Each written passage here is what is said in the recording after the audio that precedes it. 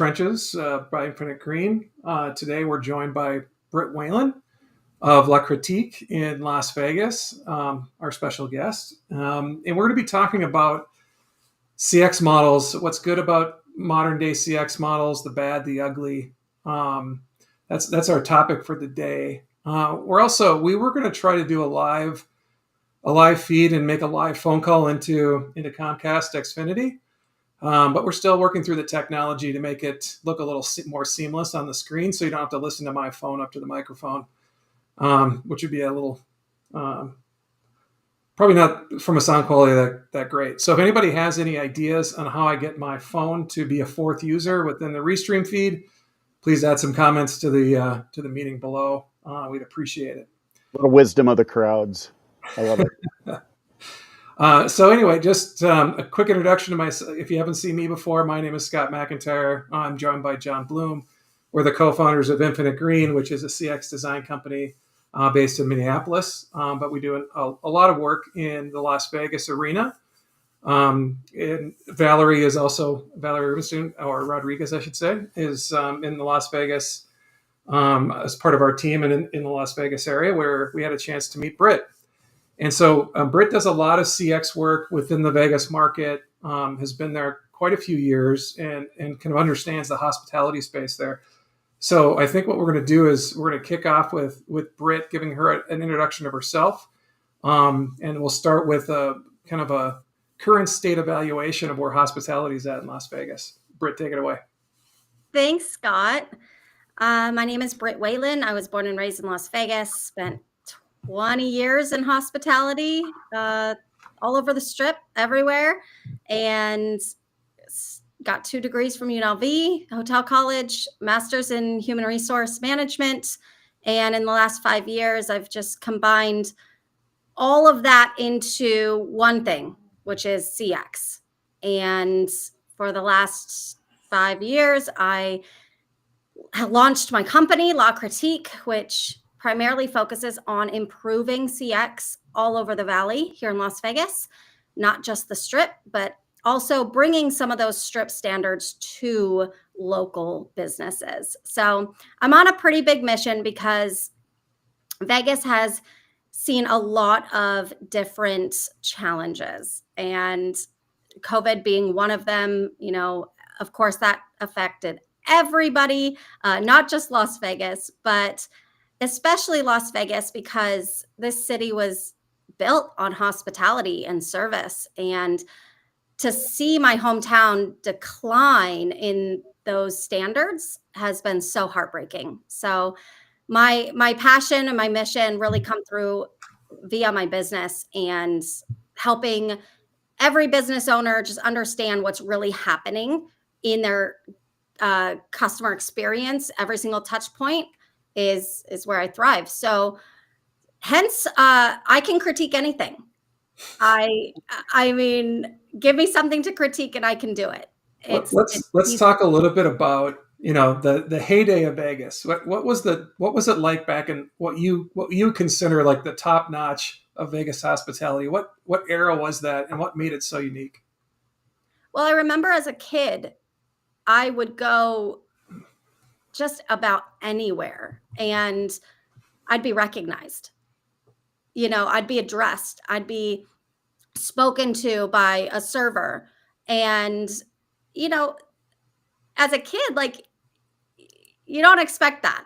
You don't expect to be engaged with, not really. And some places are still doing that. Like, for example, Red Robin, right? Like that's their jam. They cater to kids. They love having the kids there. And so of course they recognize kids when they're going to Red Robin, but across the board, that's not happening, right?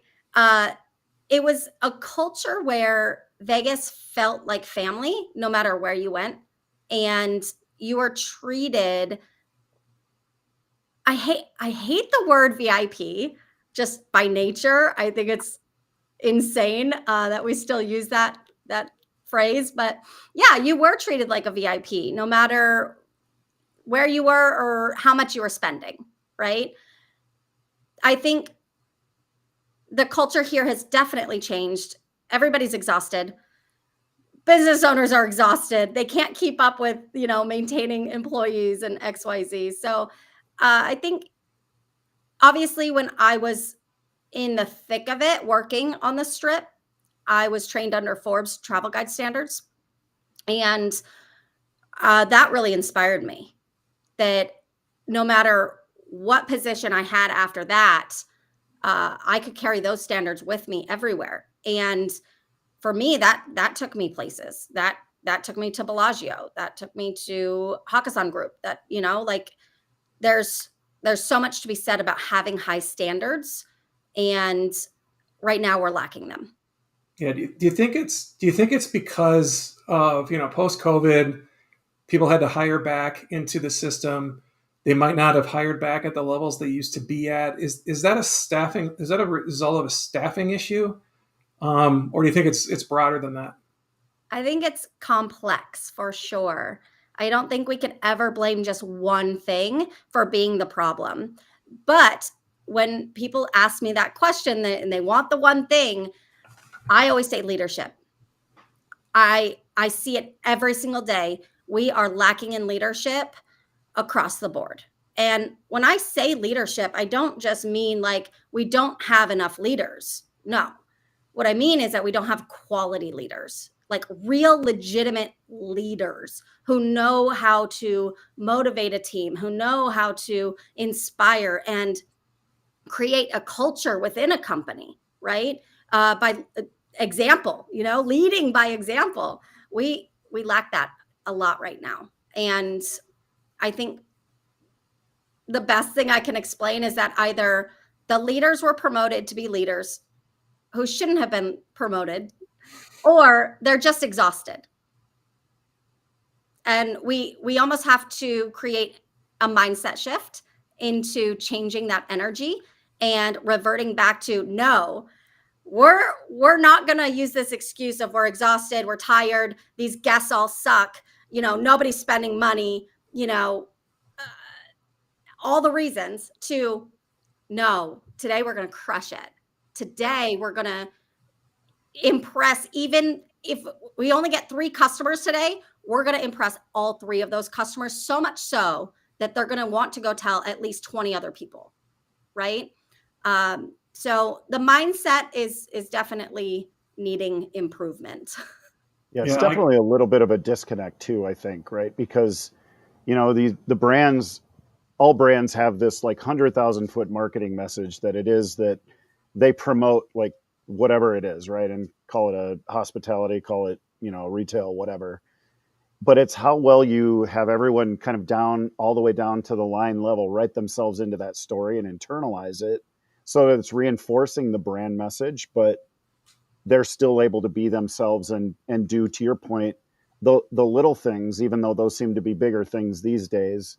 But that connectiveness to ultimately what is the goal of, guest experience or CX in general in hospitality. I think that sounds like what you're saying too, is that shifted a little bit, probably unnaturally and naturally, with leaders that are maybe not equipped, and messages and internal kind of teaming that would help further that culture along so that it's more customer facing and internal facing. Long comment there. One of the questions that I have for you is, you and I talked a little bit about influencers and how that's such a overused term these days around how to drive brand loyalty or how to drive trial or whatever you want to call it. Maybe you can share your perspective on influencers, because I love it. I think it's absolutely appropriate for what you're doing. But why I think it's a little bit maybe the easy button that doesn't necessarily convert in bigger CX experiences. So I have no idea how it is in other cities, but here in Las Vegas, we have a very strong influencer marketing presence, and it is heavy in restaurants.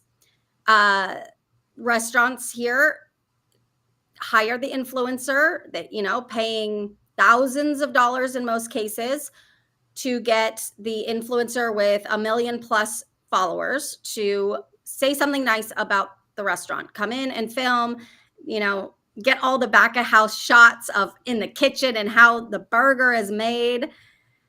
And when, as a CX expert that I am, anytime I see a video like that, it sends up a red flag in my mind, because what it says to me is that business is struggling to get new customers and they needed to hire that influencer to get more traffic. And what it says to me is that their internal systems are not quality systems or standards that naturally get repeat customers. Right. Right. So it kind of passes the buck, right? I mean, it feels like it's investing in that versus investing internally around some of those things you talked about. Isn't that hard, right? It doesn't seem like it's a big disconnect around, boy, if you really sat back and thought about where to invest your money, invest it in your team and invest it in your customers, or in better quality, in your case, food or whatever, right? So I don't know. It seems like it's not that hard, but it seems like the easy button in some cases to it's just an hire easy an button. influencer. Yeah, for sure. And those restaurants see a spike in traffic for, the 30 days or whatever following those videos. And then the algorithm buries it, right? So nobody's seeing those videos anymore. And so their high customer traffic declines. And the biggest problem I see is that with influencer marketing, the consumers who are seeing those videos and making the decision, okay, I'm going to go to this restaurant and eat that insane thing that influencer just showed me. Well, the regular customer shows up and has a completely set image of what it should be like because they saw the video, right? Mm-hmm. Well, then they show up and it's not like that at all. It's completely shit. Right. It's shit. Sorry, am I allowed to curse on here? Hell yeah. Yes. Son of a bitch, yes, you are. I should have asked before we started, but I curse like a sailor, guys. You know our brand. So, yeah, I'm one of them. I mean, I have social media posts where I've gone following the influencer and critiqued the restaurant after I've seen it on social, and it just felt like I was completely duped. Mm-hmm. Right? The experience, the service was terrible. The atmosphere, it was like I was sweating my face off just having dinner. There was one good item on the menu, and it wasn't even a food item; it was a beverage item. So it's deceiving, in my opinion. Right. If a business is going to hire an influencer, they need to remember that they have an image now that they have to uphold with every single guest every single time. And if they can't uphold that, they're setting themselves up for sabotage. Because in Vegas, and I can only speak for Vegas, we are such a tight-knit community. We talk. And reputation is huge in this city. So if your restaurant, serves 100 people in a week, and all 100 or let's say 80 of those people have a bad experience or just not a stellar one, they're not going to come and tell you directly. They're going to go tell every other person they know. So it's not a good system. It's not a great way to go about it, in my opinion. And getting back to how people differentiate. It sounds like in this era of transactional, I'll call it transactional CX for lack of a better term, which is everyone's kind of the same, right? Everyone's got the same playbook. Everyone's got the same, type of experiences. They're all following the leader. It sounds like differentiation could really draw long-term loyalty in a way that it was harder in the past, right? I think today, with lack of differentiation out there, there's a huge opportunity for brands to step up just a little to get that long-term that long-term loyalty out of a customer. Mm-hmm. Yeah, I completely agree. So we've got a question from Tony. What are the best examples you've seen where technology has helped, these exhausted leaders get back into inspiring their teams and delivering outstanding customer experiences? That sounds like a you guys question. Well, I think, from my perspective, it's setting the expectation from 100,000 foot, marketing message down, and using technology like from a phone perspective, or from a website or an app perspective, and we'll call it hospitality in general. Our digital experiences at a number of the brands that we talk about aren't always connected to what those employee expectations are, and what the output of those are, right? So I would say Fountain Blue probably does a really good job of delivering on the promises that they make, from the booking experience to reservation to setting expectation around the restaurants to when you're there and actually in the moment, the people actually that you come in contact with. And Britt, this is something you and I haven't talked about this, but from a brand standpoint, I feel like, and we've stayed there within the last 6 months, they follow through on all of those like critical touch points, and their digital experience is not challenging, but it's very easy to associate to as a guest. But I believe that is translated into an easy experience for the employees to manage as well, and to use their own personality or write themselves into that story a little bit better. So, Tony, to answer your question, good digital experience, good expectations from a marketing brand perspective, and then clean and clear communication all the way down to the says and do's, as we call it, at the line level, so that everyone really understands what's expected and why the guests are important, and to what degree. So I think it's just connecting that digital experience with the physical nature of, it doesn't have to be heroic human effort. It just has to be consistent. And Britt, to your point, it's not that hard to do.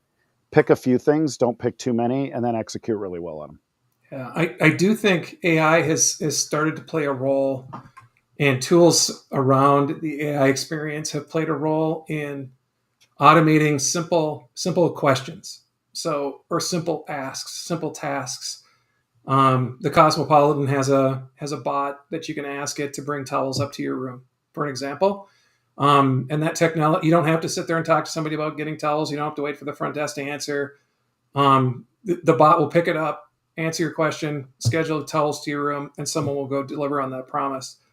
So simple transactional level requests, technology can play a role in alleviating that, so that the reps can actually, that need to talk to customers, can talk to customers when they need to.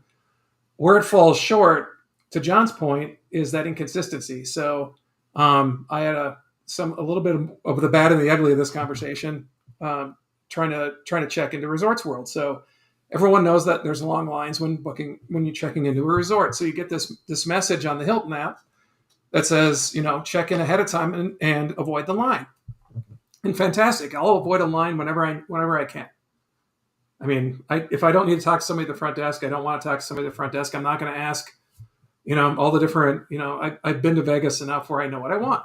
And so that was a great digital offer to avoid that. So I take a picture of my driver's license front and back. I take a picture of my credit card. I answer a ton of questions because it's valuable to me to be able to bypass the front desk experience. So I get into my Uber, and after I landed in Vegas last time, and sure enough, it says, here's, click this link to check in. I check in, and it says, stop by the front desk. Right? It's like, wait a second. The whole promise of the technology was to avoid the front desk, and I had to wait into a line of, for 40 minutes just to get a key. Now, when I got to the person, basically they validated who I was, and then they gave me a key, and I walked out. But I had to wait 40 minutes for that. And so when you're using technology to land these experiences, it's got to be consistent, and it's got to be exactly what you say it is, and not a half measure. And I think half measures are, and that's true for CX across all industries, even outside of hospitality. These half measures of technology are really killing the CX out there, because the companies really want to automate something because they struggle with finding labor. I get that. People want automation.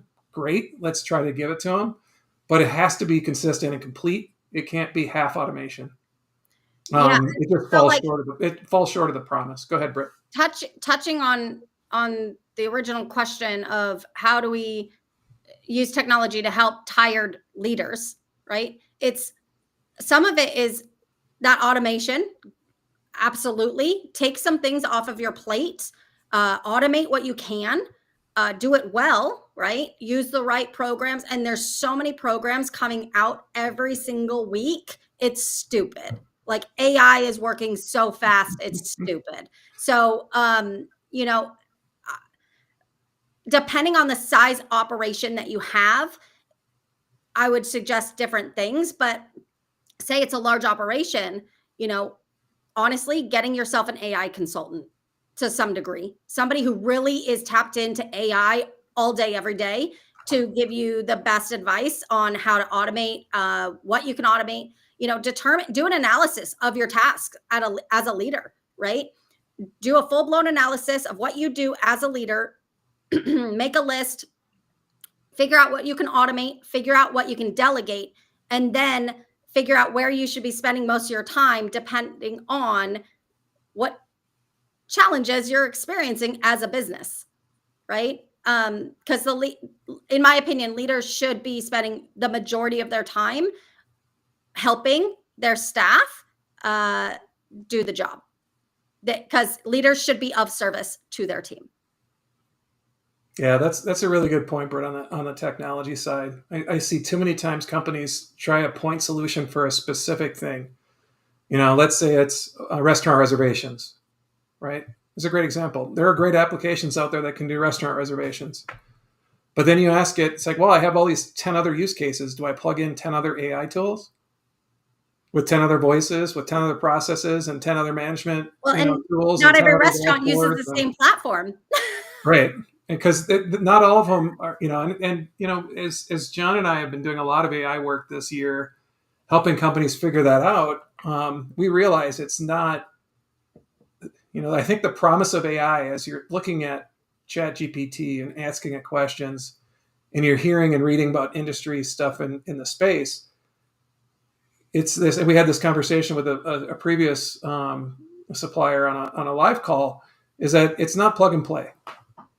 You really have to be deliberate about how you design it and what you want your bot to pick up on, how widely interpretive the bot can be, or how narrow and transactional you want the bot to be.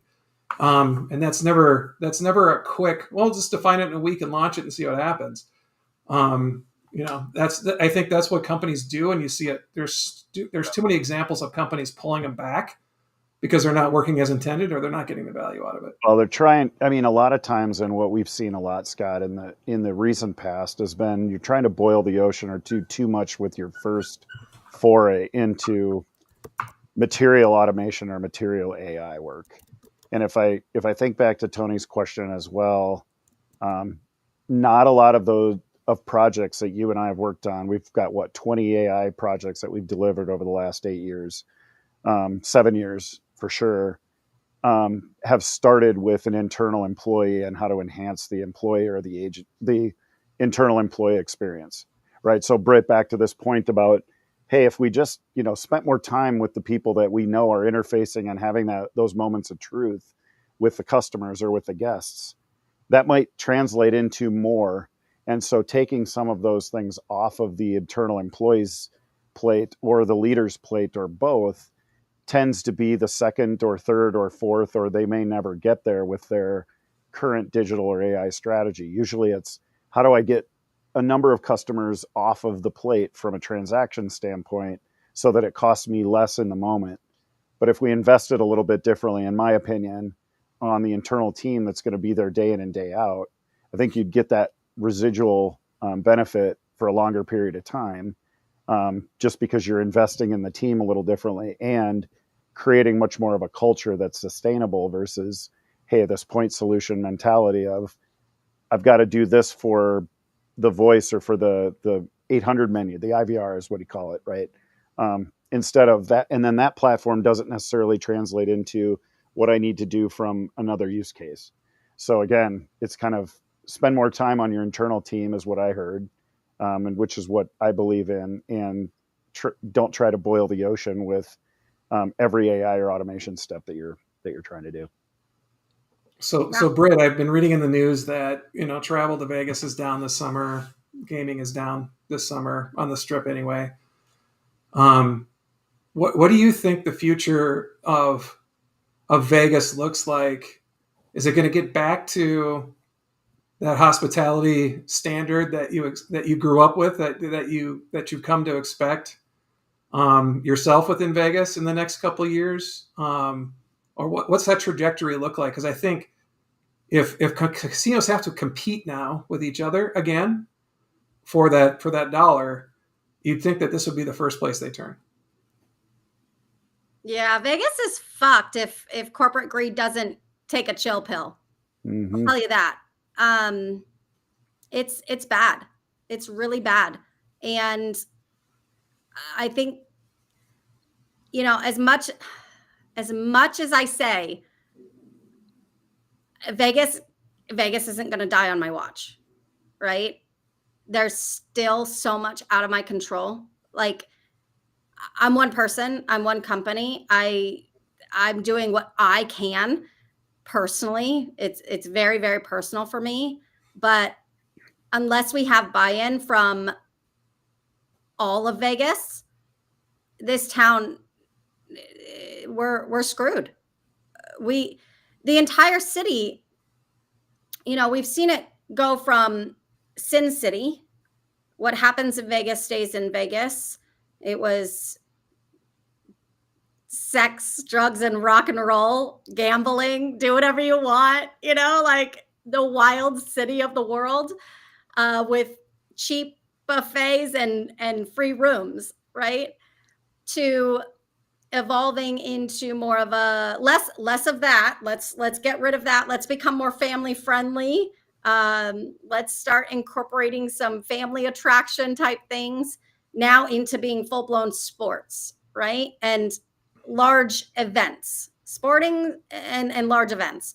So EDC, right? A ton of music festivals, lots of, even F1 was a shit show, but it's coming back. Somehow it's coming back. And I think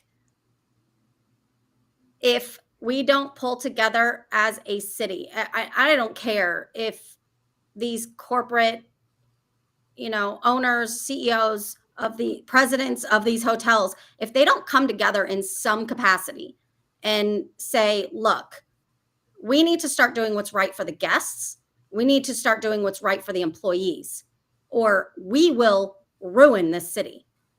And it's on them. It's truly on them. And I saw this this report.